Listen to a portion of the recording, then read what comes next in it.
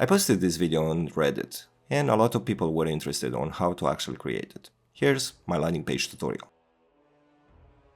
What do we need to make it work? It's only one simple module, Monk Active Tile Triggers. Be advised, this is not a full-fledged tutorial on Monk's Active Tile Triggers, it's only a tutorial on how to create a landing page. This module does much more. The module has been created by Iron Monk with the version 11.26. Make sure you install. Let's go back to the game. Due to licensing agreements, I'm not able to provide you any of the files. However, if you have any of these games, I will be able to provide you a tutorial on how exactly you can make them. Let's begin with the extraction. It's quite a bit of a tedious process, however right now I'm gathering information, mainly the main menu layout. I'm writing down each of their location, as you can see. Currently I'm also thinking what the layout should be on 2 pages. Secondly, I'm gonna try to locate the localization. For both games, localization is in a very similar spot, which is on screen right now. I'm trying to do so since most games do have localization settings and all of the menus, buttons and text is usually in the localization file. I am writing down the keys of each one, as in future, if I want to edit that, I simply can go back and simply edit that specific part of the text.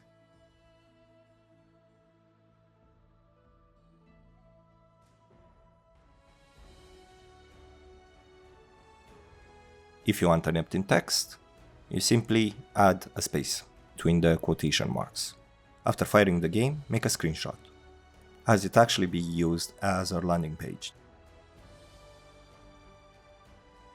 You can see me here editing the overall text from the right.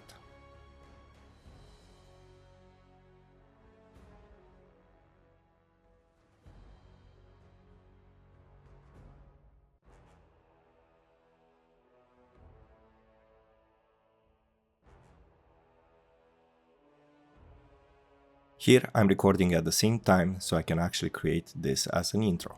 Mainly the reason I'm not skipping any of the logos. I made myself also a note to remember that I did indeed record. Now I'm actually trying to create the second page that contains the players. I realized a little bit later the position was incorrect, but I decided to go with it.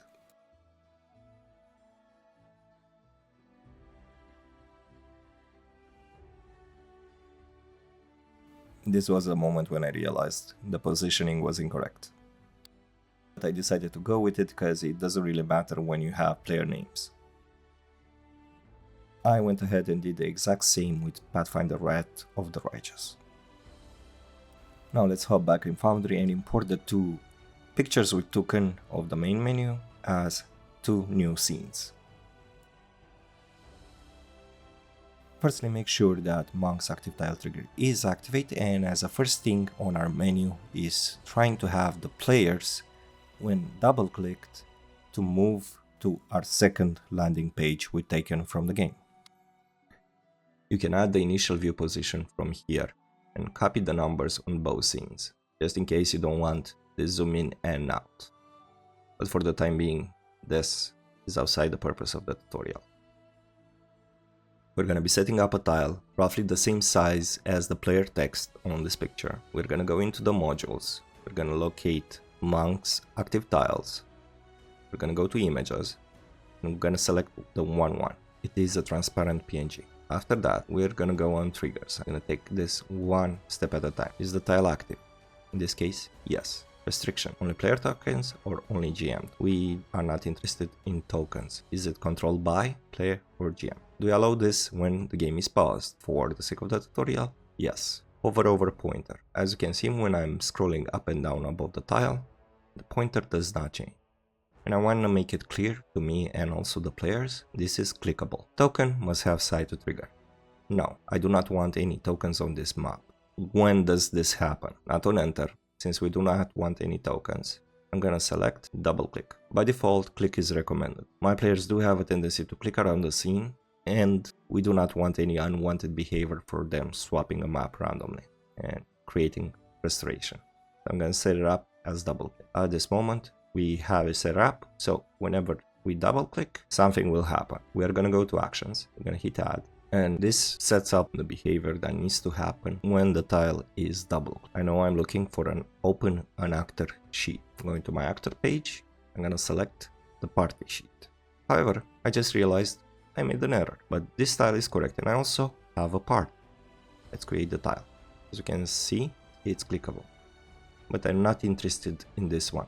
Just a small mention, this is not locked to any system.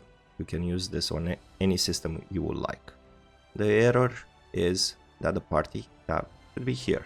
Let's fine tune it. A small tip, if you want not snap to grid, hold shift. What I initially wanted for the players lead me to the players page.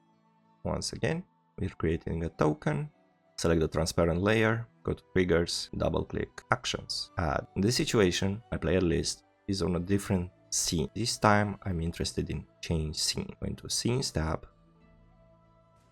I'm simply gonna select the correct scene. For the triggering player setup, just make sure allow and pause, hover over pointer, and token must have site to enter. Let's double check if it works. Let's double check. Now for the back, we're literally gonna do exactly the same.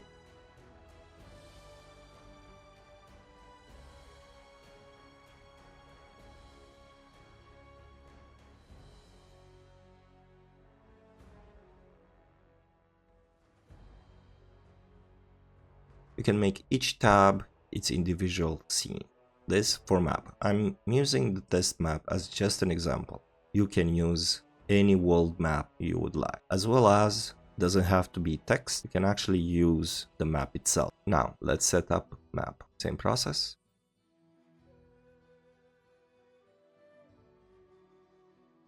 This time I'm gonna select the test map. Update. Once again, fine tuning. Remember, hold shift.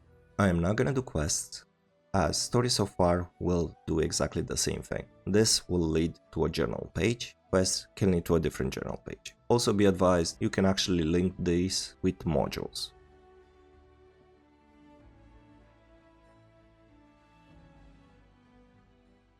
Now at actions, we're gonna be looking at open journal. I only have one journal entry. I'm gonna select create a tile. Now let's test. Last one, let's say you need an outside link. For most Pathfinder players do know what Archives of Net this is. It's basically a repository of everything Pathfinder related. Once again, create a tile. And you have open URL. Here you can place whatever link you like. Last but not least, let's link a character sheet.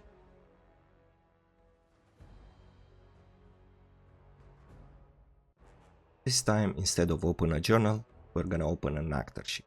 If it's set to everyone, they will have access to the same information based on configure ownership. Now, player 1 in my situation is PC1.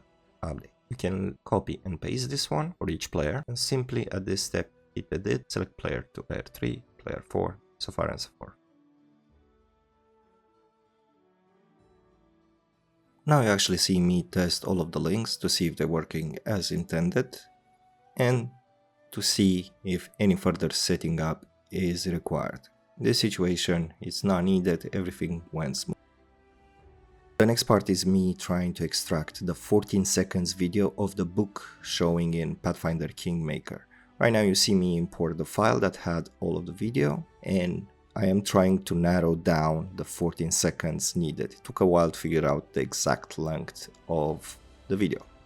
As you can see here, I'm trying to fine tune it as much as I can. This can be done in DaVinci Resolve also.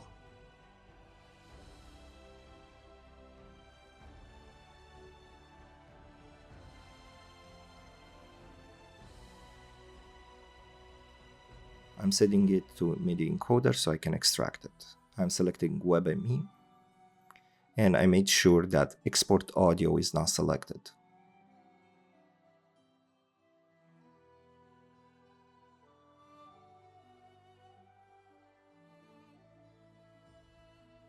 File size 4 MB. Now I'm going to try to import it in Foundry as a tile. Made the tile the exact size as the video. Make sure it's sent to back as well as it's locked. Please do consider subscribing. This took more than I actually expected, roughly to, I would say, 15 hours or so. Probably someone with more experience would have done it faster. If you have any questions, do not hesitate to ask them. I'm gonna try to answer everybody. And if you have any advice or what else you wanna see, do leave me a comment below. I'll be more than happy to help. Have a great day. Happy hunting.